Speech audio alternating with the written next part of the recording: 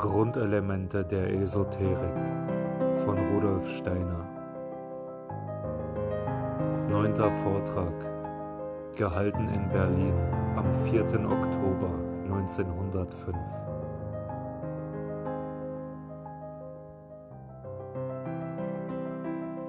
Wir wollen versuchen, den physischen Körper etwas genauer zu verstehen.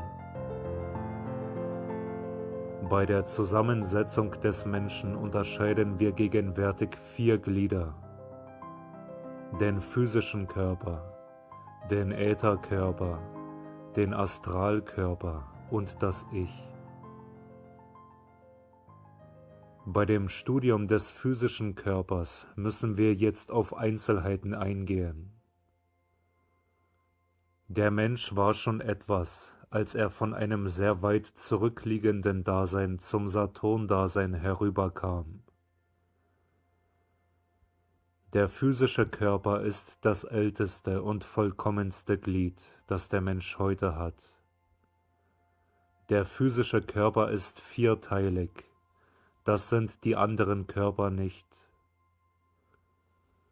Er war schon auf dem Saturn in der Anlage entwickelt. Der Ätherkörper kam erst auf der Sonne hinzu. Da entwickelte sich der physische Körper zu größerer Vollkommenheit. Der Astralkörper kam auf dem Monde hinzu. Da machte der physische Körper noch eine weitere Stufe durch. Auf der Erde kam nun noch das Ich hinzu, und der physische Körper machte eine 4. Stufe durch. So ist der physische Körper sozusagen schon in der 4. Schulklasse, während der Ätherkörper in der 3., der Astralkörper in der 2. und das Ich in der 1. Klasse sind.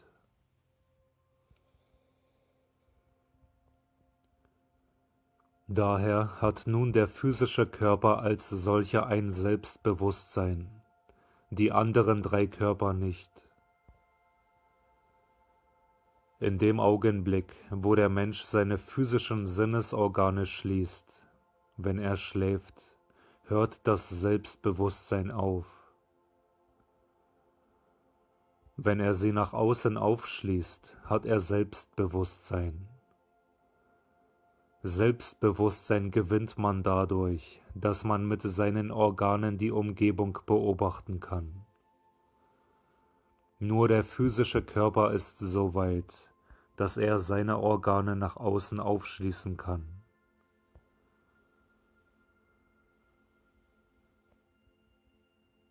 Wenn der Äther und der Astralkörper mit ihren Organen die Umgebung beobachten könnten, würde der Mensch auch in ihnen Selbstbewusstsein erlangen. Aber dazu gehören Organe. Der physische Körper hat sein Selbstbewusstsein auch nur durch seine Organe. Diese Organe des physischen Körpers sind die Sinne. Wir wollen die Sinne in ihrer Stufenfolge betrachten. In Wahrheit gibt es 12 Sinne. Davon sind 5 schon physisch, und 2 andere werden während der weiteren Entwicklung auf der Erde noch physisch werden. Die 5 Sinne, die wir schon haben, sind Geruch, Geschmack, Sehen, Tasten, Hören. 2 andere Sinne wird der Mensch nach und nach noch zu richtigen physischen Sinnen entwickeln. Diese 2 sind veranlagt im Schleimkörper, Hypophyse, und in der Zirbeldrüse, Epiphyse. Diese werden die 2 künftigen Sinne noch herausbilden in dem physischen Körper. 7 Sinne kommen in Betracht für den physischen Körper.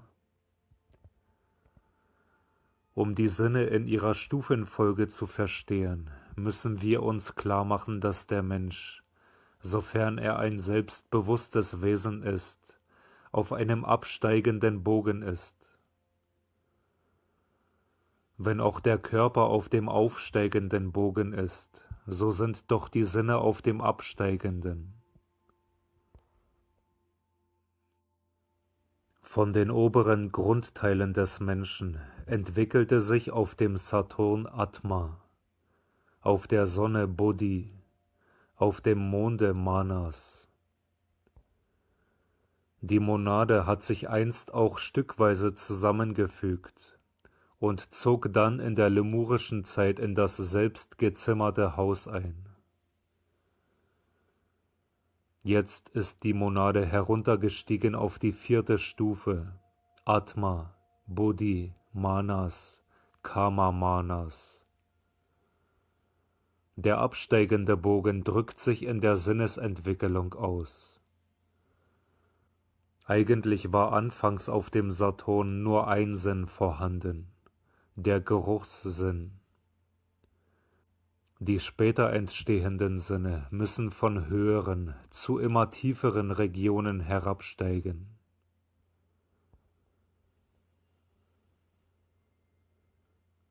In der Natur unterscheiden wir das Feste, das Flüssige, das Luftförmige, den Wärmeäther, den Lichtäther, den chemischen Äther und den Lebensäther.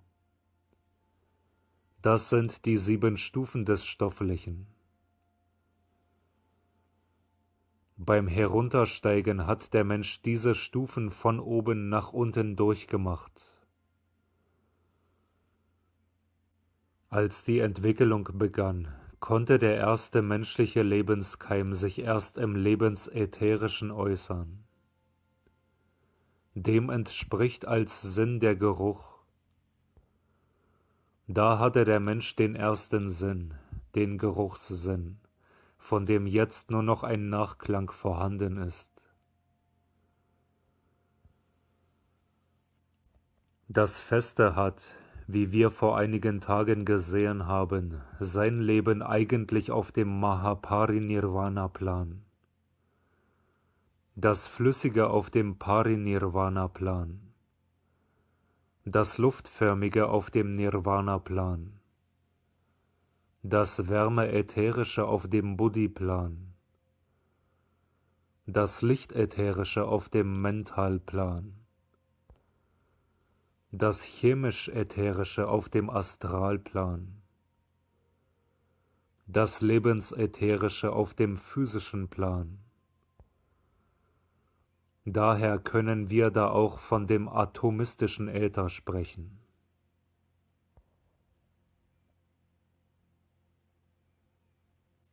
Ein Körper kann nur dann gerochen werden, wenn er bis an das Geruchsorgan herantritt, mit ihm in Berührung kommt.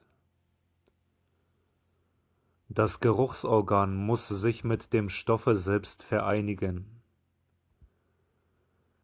Riechen heißt mit einem Sinn wahrnehmen, der mit dem Stoffe selbst eine Verwandtschaft eingeht.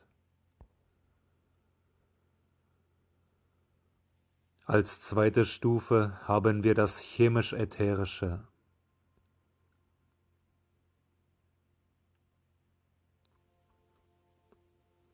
Da entwickelte sich der Geschmackssinn.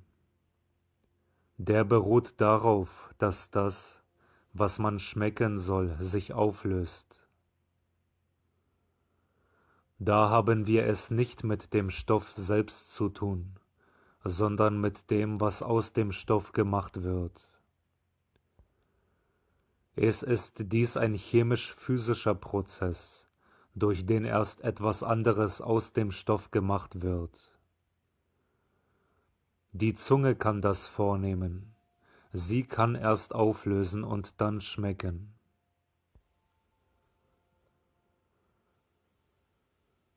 Die dritte Stufe befindet sich im Lichtätherischen. Dort entwickelt sich das Sehen. Da nehmen wir nicht wahr, was chemisch-physisch zerlegt ist, sondern wir nehmen wahr ein Bild des Gegenstandes, welches durch das äußere Licht zubereitet wird.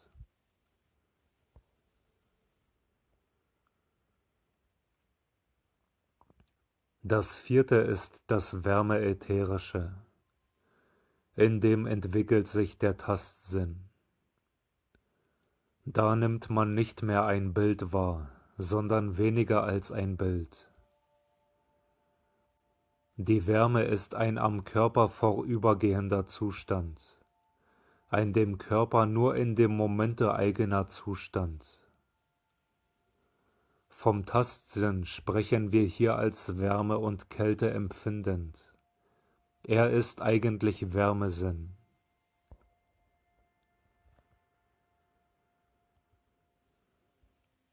Fünftens haben wir das Luftförmige. Das entspricht dem Gehörsinn. Da nehmen wir nicht mehr einen Zustand des betreffenden Körpers wahr, sondern was uns der Körper sagt. Da gehen wir in das Innere des Körpers hinein.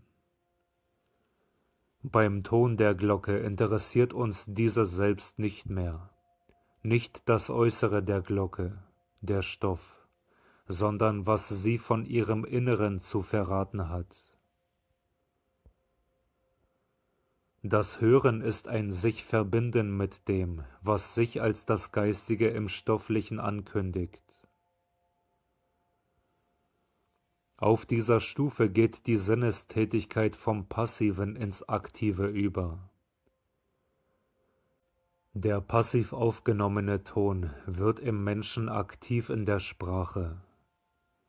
Darin gibt der Mensch das Seelische von sich.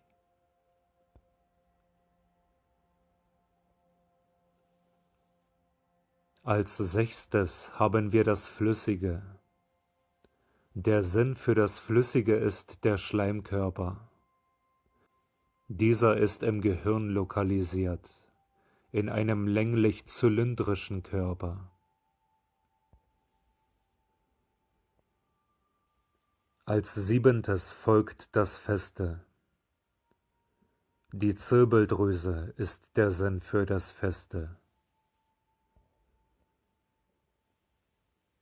Später wird der Mensch, so wie er jetzt spricht und auf die Luft Einfluss hat, auch auf das Flüssige einen Einfluss gewinnen.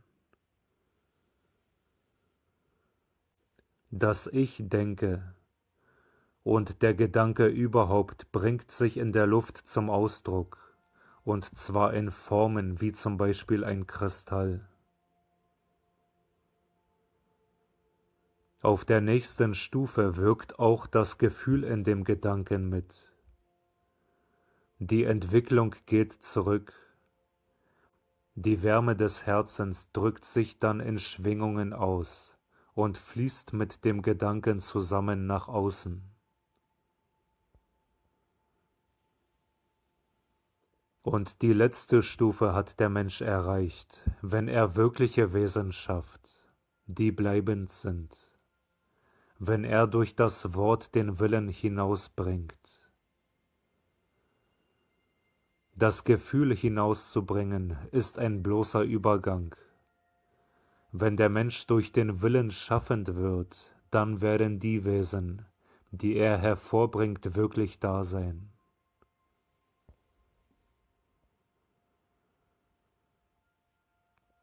Der Mensch wird später in die Umgebung hinausbringen, was er fühlt. Das wird sich dem Element des Flüssigen mitteilen. Das ganze Flüssige des nächstfolgenden Planeten, des Jupiter, wird ein Ausdruck dessen werden, was die Menschen fühlen. Heute sendet der Mensch die Worte hinaus, die sind im Akasha eingeschrieben. Da bleiben sie, wenn auch die Luftwellen zerrinnen. Daraus wird später der Jupiter geformt. Wenn also der Mensch heute heillose Reden führt, so werden auf dem Jupiter heillose Baugerüste aufgeführt werden. Darum muss so viel geachtet werden auf das, was man spricht. Darum muss so viel Wert darauf gelegt werden, dass der Mensch seine Rede beherrscht. Später wird der Mensch auch sein Gefühl hinaussenden. Der Zustand der Jupiterflüssigkeit wird ein Ergebnis der Gefühle auf Erden sein. Was der Mensch heute spricht, wird dem Jupiter die Gestalt geben. Was er fühlt, wird ihm die innere Wärme geben.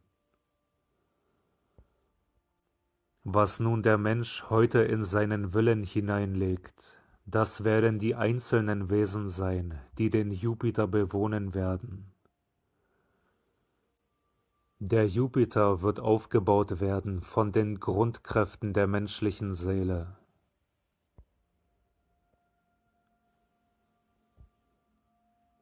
Wie wir heute das Felsengerüst der Erde ableiten können aus früheren Zuständen, so wird das Felsengerüst des Jupiter das Ergebnis, wie wir heute das Felsengerüst der Erde ableiten können aus früheren Zuständen, so wird das Felsengerüst des Jupiter das Ergebnis unserer Worte sein. Das Meer des Jupiters, die Wärme des Jupiters entsteht aus den Gefühlen der jetzigen Menschen. Die Wesen des Jupiters entstehen aus dem menschlichen Willen. So schafft der Bewohner des vorhergehenden Planeten tatsächlich die Grundlage für den nächstfolgenden.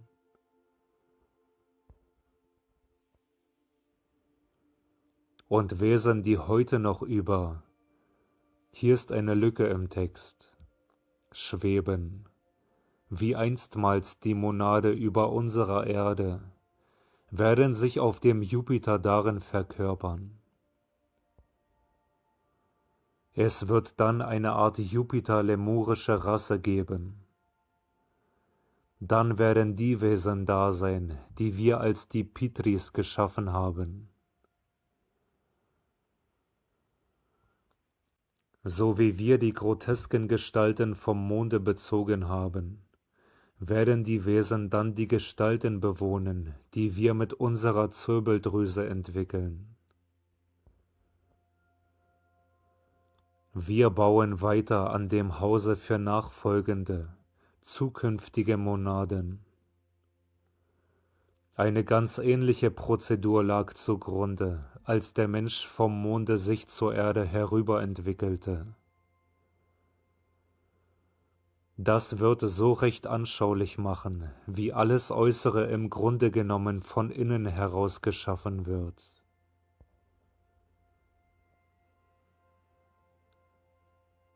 Der bloß physische Körper ist schwer zu sondern von dem, was sich durch des Menschen Verirrungen gebildet hat. Ein Buckliger hat seinen Buckel dem Astralen, dem Karma zu verdanken. Die äußere Gestalt, die Physiognomie und so weiter sind vom Karma abhängig. Was den physischen Körper modifiziert, ist also von den höheren Körpern abhängig. Wenn man alles abzieht, was von dem Karma abhängt, so ist der physische Körper tatsächlich weise eingerichtet. Alles, was krank ist, sind Verirrungen, die sich im physischen Körper ausdrücken. Alle Krankheiten sind Unrechte in der Vergangenheit gewesen. Alles Unrecht wird Krankheit in der Zukunft sein. Wenn die Menschen würdig sein werden, werden sie die festen Wesen, die sie schaffen werden, auch zu eben solchen weisheitsvollen Körpern schaffen.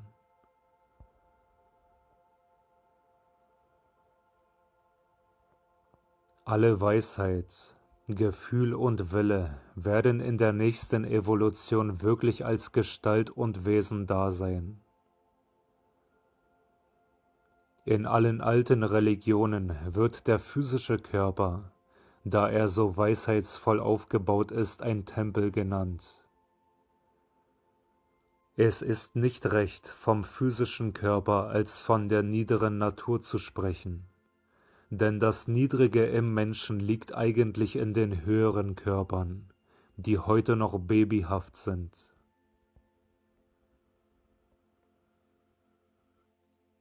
Hier können wir auch einen wichtigen karmischen Zusammenhang betrachten.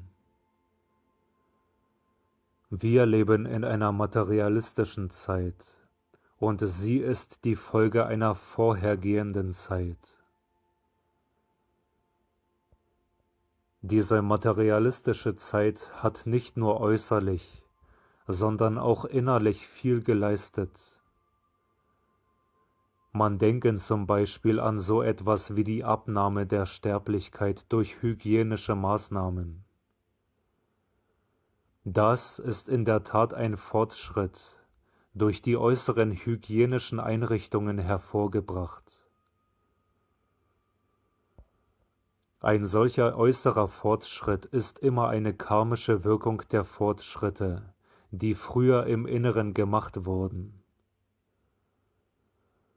Diese physischen Fortschritte sind die Folge der innerlichen Fortschritte des Mittelalters.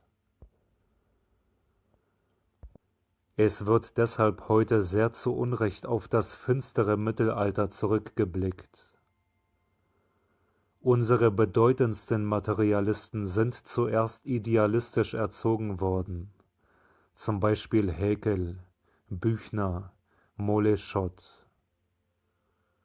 Daher sind ihre Systeme gedanklich so schön geschlossen, aber das verdanken sie ihrer idealistischen Erziehung.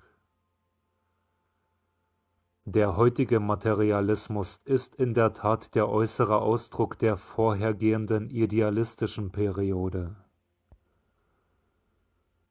Man muss auch jetzt für die Zukunft vorarbeiten. Als die karmische Wirkung der früheren idealistischen Periode im Materialismus eintrat, da musste auch ein neuer Anfang des Idealismus und des Spiritualismus gemacht werden. Nach diesem Gesetz richteten sich die früheren Individualitäten, als sie die theosophische Bewegung ins Leben riefen.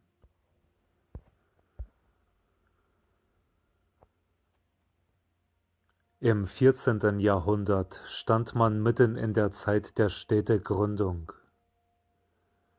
In wenigen Jahrhunderten waren in allen europäischen Kulturländern selbstständige Städte entstanden. Der Bürger ist nun der Begründer des Materialismus. Der Bürger ist nun der Begründer des Materialismus im praktischen Leben. Im Mythos von Lohengrin wurde dies zum Ausdruck gebracht.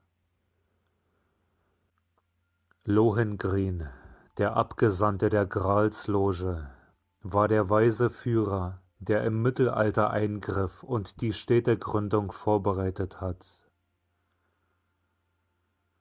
Er hat den Schwan bei sich als Symbol. Der Initiierte des 3. Grades ist der Schwan. Das Bewusstsein wird immer als etwas Weibliches dargestellt. Elsa von Brabant präsentiert das Bewusstsein des materialistischen Städtesinns. Das spirituelle Leben aber muss gerettet werden. Das geschieht dadurch, dass Christian Rosenkreuz den Rosenkreuzerorden begründete. Das spirituelle Leben blieb in den Geheimschulen. Heute nun ist der Materialismus auf die Spitze getrieben. Darum musste in unserer Zeit ein neuer Einschlag kommen. Dieselbe Bewegung griff damals ein, die heute durch die Theosophie die elementaren Lehren des spirituellen Lebens populär macht, um wieder ein neues Inneres zu schaffen, das sich später im Äußeren zeigen kann. Das Innere drückt sich immer später im Äußeren aus.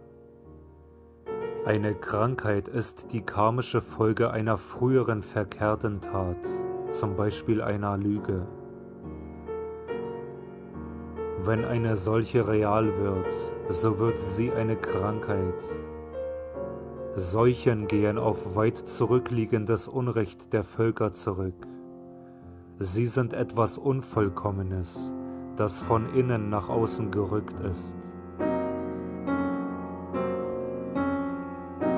Der 6. Sinn ist das Kundalini-Licht im ausstrahlenden Wärmegefühl. Der 7. ist der synthetische Sinn.